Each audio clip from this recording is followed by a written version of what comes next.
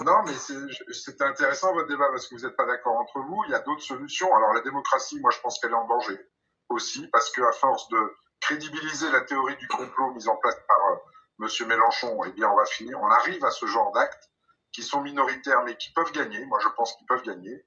Quant aux solutions, il y en a une que vous n'avez pas envisagée, Madame, Messieurs, c'est peut-être que le Parlement reprenne un tout petit peu ses droits puisque la géographie du Parlement aujourd'hui fait qu'on est presque dans une espèce de proportionnelle non voulue, mais quand même une proportionnelle puisqu'il n'y a pas de majorité absolue. Est-ce qu'on n'essaierait pas, nous aussi au Parlement, de créer des groupes de travail avec toutes les forces républicaines sur chaque texte de loi, en les amendant? Et peut-être que là, il y aurait effectivement quelque chose qui ressemblerait plus à ce que le pays veut, dans sa grande majorité, c'est-à-dire des forces politiques capables de travailler entre elles, du Parlement, en liaison avec le gouvernement, mais sans se laisser forcément dicter tout ce qui vient du gouvernement. C'est peut-être une solution qu'il faut envisager. Voilà.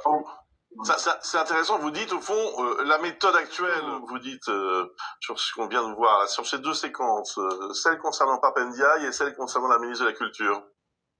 Moi, je dis bravo à la ministre de la Culture. Il y a un moment où il faut remettre l'église au centre du village, ou la mairie au centre du village, comme vous voulez, parce que ça suffit, parce que tout ça est déclenché par des gens, et vous l'avez signalé, je vous ai bien écouté, et souvent ce sont des actions menées par la CGT, en off, on va dire, mais ce n'est pas, alors que les Français soient mécontents, tout le monde le sait, mais je ne pense pas que ce soit la volonté de tout le monde, ce genre d'action. En plus, ça ne mène à rien, ça ne rime à rien, la discussion, il faut qu'elle s'ouvre à nouveau et pleinement, ce n'est pas la volonté de la CGT, clairement, et bien tant pis pour eux.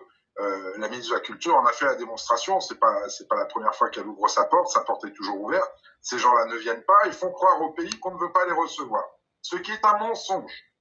Donc au bout d'un moment, il faut ramener la vérité sur le terrain. Donc, quant au ministre de l'Éducation nationale, ben oui, sa journée a été chahutée, mais encore une fois, ce sont des groupuscules qui sont là pour faire le buzz, et ça marche. Et ça marche. Et moi, c'est ce qui m'inquiète le plus, parce que cette culture du buzz et du chaos, face à la vérité, à la réalité des choses, finalement, ça prend le pas, et ça gagne du terrain, et c'est là-dessus où la démocratie est en danger. Moi, je suis très inquiet là-dessus. Oui, ben est-ce qu'on peut se rappeler de certaines réalités quand même, parce que on entend ressortir les slogans le président des riches, etc. Mais enfin, quand même, la suppression des cotisations sociales pour un certain nombre de salariés amenant jusqu'à 200 euros d'augmentation nette du salaire, ça c'est bien le gouvernement qui l'a fait, c'est bien ce gouvernement sous Emmanuel Macron qui l'a fait.